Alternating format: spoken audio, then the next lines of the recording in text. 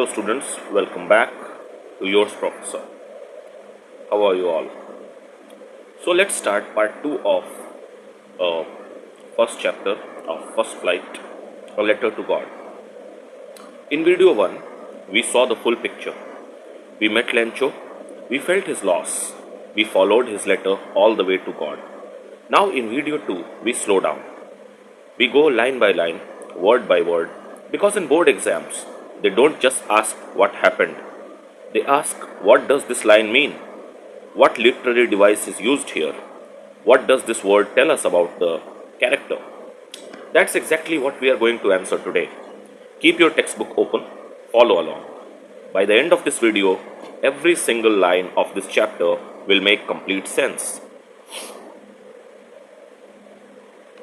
Every line we cover follows the same structure.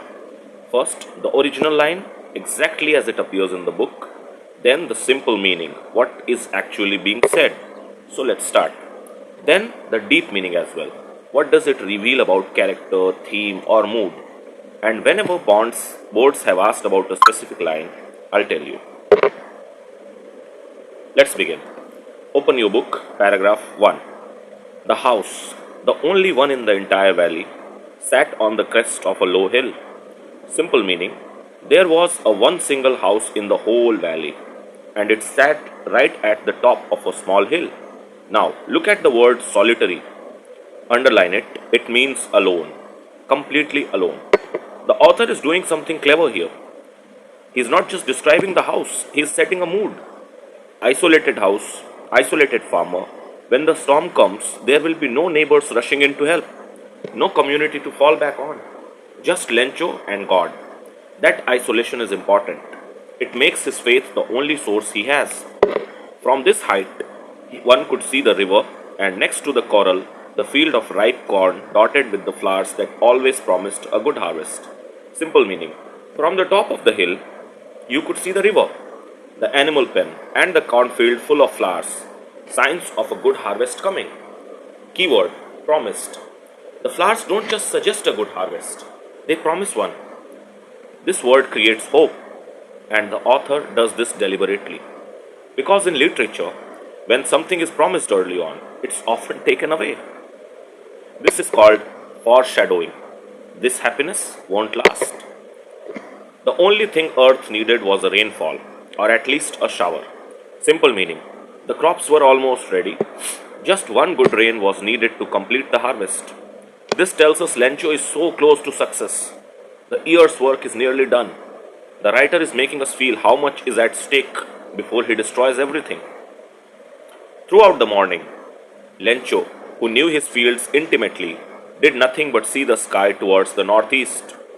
Simple meaning, all morning, Lencho kept looking at the northeast sky. He knew his land so well, he could read the weather. Knew his fields intimately. This is like knowing a close friend. He didn't just farm this land, he understood it deeply.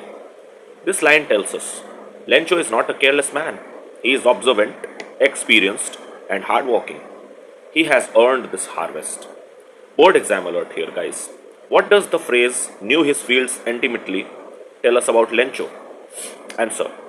It shows he is an experienced, hardworking farmer who is deeply connected to his land. He reads nature like a book. Let's move ahead now. Now we are really going to get some water, woman. Simple meaning. Lencho tells his wife, rain is coming. Real rain. Notice, he says woman, not a name. This tells us they are a simple rural family. This is how women are addressed by men in traditional Mexican village family. This you would have noticed in your Indian families as well. It's not disrespectful in context. It's a cultural marker that grounds the story.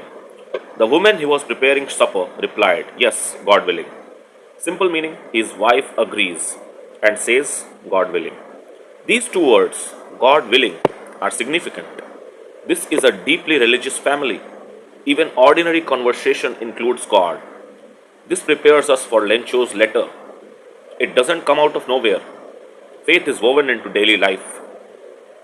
The older boys were working in the field while the smaller ones were playing near the house until the woman called to them all, come for dinner. Simple meaning, the children are doing their jobs, some working, some playing. The family calls everyone in for dinner. This one sentence paints a complete picture of a normal functioning family. Hardworking children, a nurturing mother, a father watching the sky for rain, or watching over his work for success, for bread on their tables. The author wants you to feel this is a normal family, a good family. They deserve their harvest. During the meal, just as Lencho had predicted, big drops of rain began to fall. Simple meaning, while they were eating, the rain he had predicted came. He predicted this. This reinforces his intimate knowledge of the land. He is not just lucky, he is skilled. He read the sky correctly. These aren't raindrops falling from the sky, they are new coins. The big drops are 10-cent pieces and the little ones are 5-cent pieces. Simple meaning. Lencho is so happy seeing the rain that he compares big drops to 10-cent coins and a small drop to 5-cent coins. This is a metaphor, one of the most important literary devices in this chapter. Why does he compare rain to coins? Because to a farmer, rain literally means money. Rain means crops survive. Crops means income. Income means food to the family. He is not a poet using fancy language. He is a farmer thinking in practical terms, and that makes this metaphor more powerful. It shows us his entire world revolving around the harvest, his entire world in one sentence. Big drops equals 10 cents, small drops equals 5 cent coins. He even has denominations. Another board exam alert for you all. Identify the figure of speech. These aren't raindrops, they are new coins. Answer, metaphor. The raindrops are compared directly to coins, equating rain with money and showing Lencho's farmer mindset. For him, rain is literally money, income. With a satisfied look, he regarded the field of ripe corn with its flowers draped in a curtain of rain. Simple meaning. Lencho looked at his corn lovingly, watching the rain fall over it like a curtain. Curtains of rain. This is beautiful visual image. Think of it. Rain so heavy, it looks like a curtain falling over the field. Satisfied look. This is the peak of Lencho's happiness. Pause here. Let the class feel this. Because what comes next comes immediately after this moment of joy. But suddenly a strong wind began to blow, and along with the rain, very large hailstorms began to fall. Simple meaning. Without warning, a powerful wind came, and with it, hailstones. No rain, hail, ice. Notice the word suddenly. No warning, no transition. One moment, satisfied smile. Next moment, hailstorm. Life can change in a second. That's what the author wants us to feel. These truly did resemble new coins. The hailstones, as large as bronze coins, pelted the fields. Simple meaning. The hailstones were big, almost like coins, but now they are pelting, attacking, destroying the field. This is a bitter callback to the metaphor from earlier. Before, coins meant joy, happiness, income, hope. Now the coins are ice, destroying everything. The same image, completely opposite meaning. This is called ironic repetition, using the same imagery to show how a completely mood change can occur, how the mood can be completely reversed. Boards love this connection. If asked about the metaphor in this chapter, mention both instances. Now, for an hour, the hail rained on the house, the garden, the hillside, the cornfield, on the whole valley. Simple meaning, for a full hour, hail fell everywhere. Nothing was spared. 1 hour, that's all it took. An entire year of effort gone in 60 minutes. The author deliberately says the whole valley, not just Lencho's field, everything. Total devastation. The corn was totally destroyed. The flowers were gone from the plants. Lencho's soul was filled with sadness. Simple meaning, the harvest was finished. The crops were completely ruined and Lencho felt it deeply. Lencho's soul was filled with sadness. This is not just sadness, this is soul level grief. A farmer's crop is not just money, it's months of sacrifice like you prepare for your board exams throughout a year. It's the family's food, it's everything. And yet, notice what Lencho does not do. He does not scream, he does not cry, he does not panic. He becomes sad and then he starts thinking. That's the character of this man. A plague of locusts would have left more than this, he said. The hail has left nothing. Simple meaning. Lencho compares the hailstorm to a plague of locusts. a biblical disaster. He says even locusts would have left something behind. The hail left nothing. This comparison tells us about Lencho's world. He knows about biblical plagues. His faith and his farming life are both present in this one line. He is a truly religious man, a Christian, but truly religious man. It also shows the scale of destruction. When a farmer says locusts would have been kinder, that's total loss. Another board exam alert for you guys. Why does Lencho compare the hailstorm to a plague of locusts? Answer: to emphasize the complete merciless destruction of his crops. He suggests the hailstorm was even more devastating than a locust attack, which could normally leave some plants behind. We told you about locusts and their attack and their biology in the first video. You may go and check it out there. Now let's move ahead to the fourth paragraph. Throughout the night, Lencho thought only of his one hope, the help of God, whose eyes, as he had been instructed, see everything, even what is deep in one's conscience. Simple meaning: all night Lencho's only thought was God. He had been taught that God sees all, including what's deep inside a person's heart. This is one of the most important lines in the chapter. Let's slow down here. Whose eyes see everything? Lencho's belief is not blind. It's based on teaching, on faith he received since childhood. And because God sees everything, God knows Lencho is honest. God knows he truly needs this money. Therefore, God will send it. This is Lencho's complete logic, and it is perfectly consistent. Within his worldview, writing to God is the most rational thing he can do, and that he does in this chapter. Lencho showed no surprise at all when he found a letter for him. But when he opened it and counted the money, his face showed anger. Wait, we are getting ahead of ourselves. This line comes later. Let's continue in order. He wrote a letter which he carried himself to the post, dropped it into the mailbox. Simple meaning: Lencho wrote the letter himself. He walked to the post office.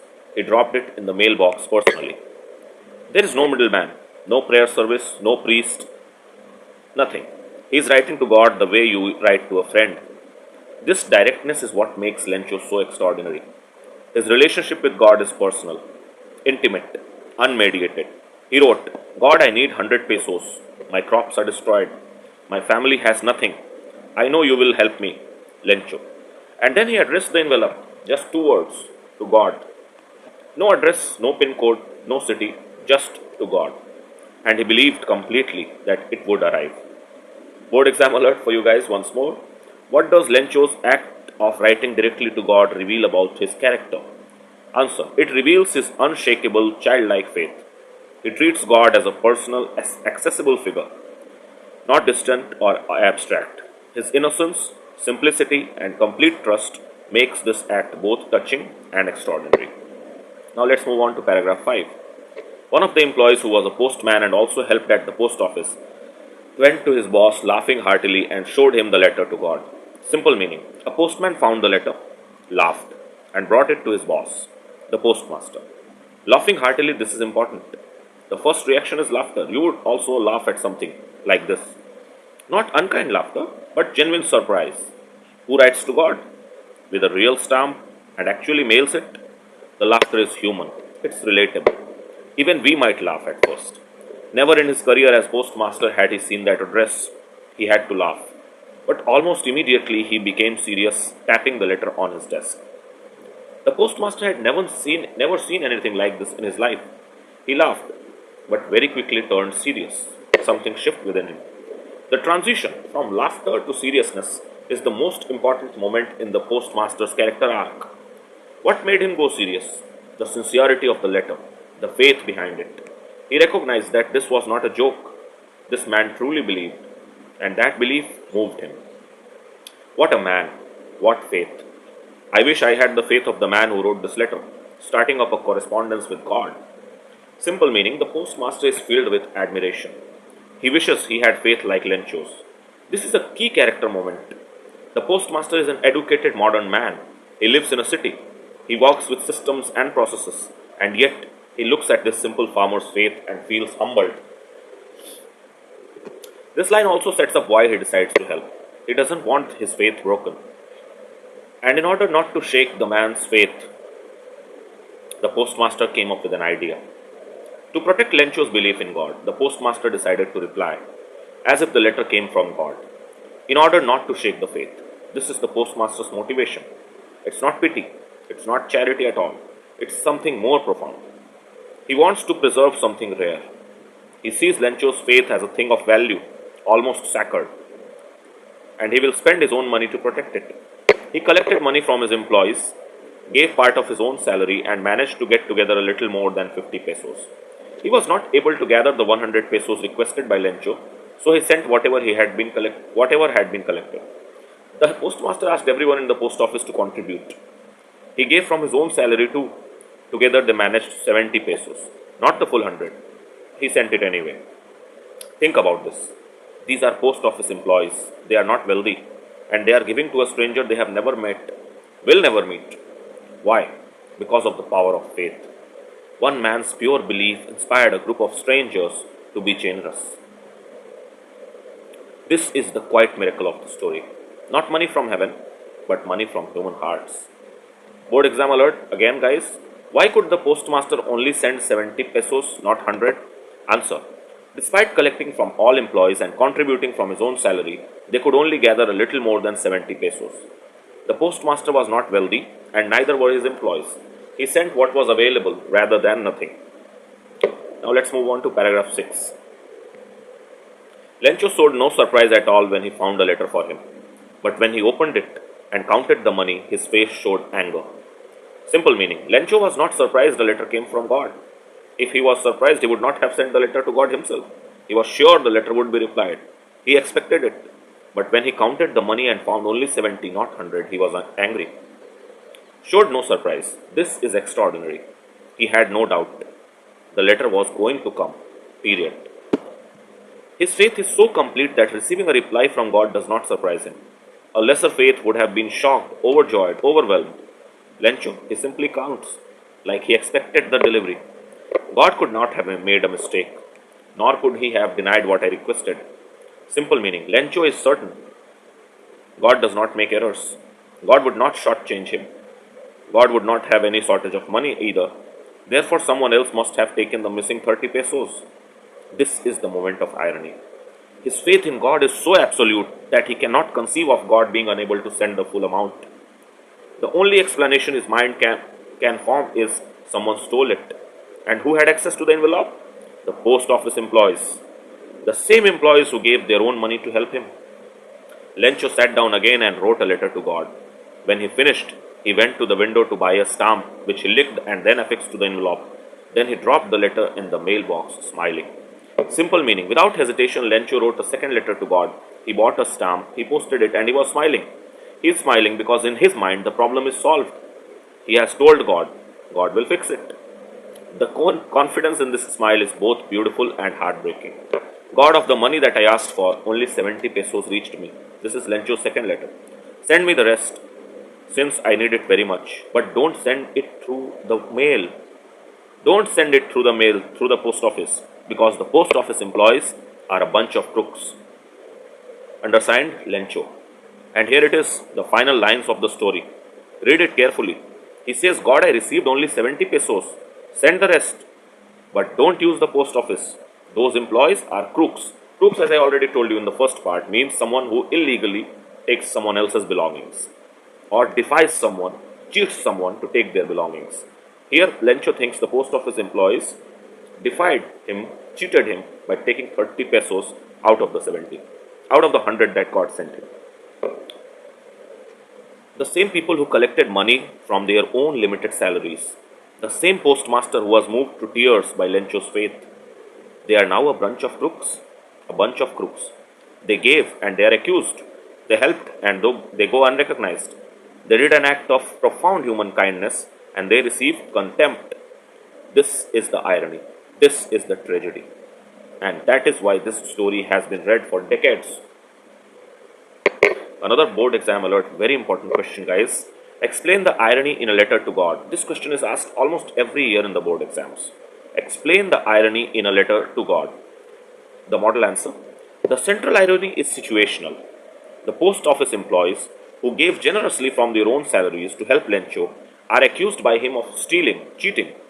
Lencho's absolute faith in God makes him incapable of considering any human agency in the miracle he received. He believes God sent 100 pesos. Therefore, the missing 30 must have been stolen by the only humans who touched the letter. The helpers who were in truth, the human instruments of God's kindness, are called crooks. Expected outcome? Lencho would be grateful. Actual outcome? He is angry. This is both deeply ironic and deeply human. One quick note on language before we wrap up. G.L. Fuentes writes in plain, simple language. No complex vocabulary, no difficult sentences. But every word does work. Every sentence carries weight. When boards ask, what is the writing style of the author? The answer is simple, realistic, and deeply human. He finds extraordinary meaning in the lives of ordinary people. That is chapter 1, a letter to God, line by line, paragraph by paragraph, complete. You know now exactly what every line means, what literary device is being used, and what boards want you to write. In video 3, we go to the most asked questions and we write full board quality answers together. Every important 2 mark, 4 mark, 8 mark question step by step. For video 3, like this video and subscribe the channel. You can also go and check video 1. It has the introduction and summarization of the chapter. I'll see you guys in video 3. Thank you so much for watching. This is yours professor, helping you in succeeding in your board exams and getting 99% plus marks in English. Thank you so much.